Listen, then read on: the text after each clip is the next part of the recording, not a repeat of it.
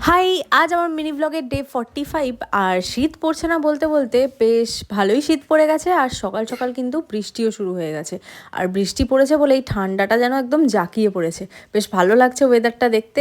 আর তারপর রেডি তো হতেই হবে, কারণ আমি ছোটোবেলা থেকেই দেখে আসছি সারা দিন বৃষ্টি হলেও ঠিক স্কুল যাওয়ার টাইম, পড়তে যাওয়ার টাইম, অফিস যাওয়ার টাইমে বৃষ্টিটা ঠিক বন্ধ হয়ে যাবে। আজও সেরকমই হয়েছিল। আর কিন্তু অর্ধেক রাস্তা যাওয়ার পর হালকা হালকা বৃষ্টি শুরু হয়েছিল। এই ঠান্ডায় বৃষ্টিতে ভিজে ভিজে বেশ ভালোই অফিস যাচ্ছি, ঠান্ডা লাগলো বলে। আর তারপর বাড়ি এসেছিলাম আজকে। আর দেখো, আমরা লম্বুর কিন্তু বড় ফ্যান হয়ে গেছি। মানে যাওয়ার সময় লম্বু খেতে খেতে যাচ্ছিলাম, আর আসার সময় আবার বাড়ি এসে লম্বু নিয়ে বসে গেছি।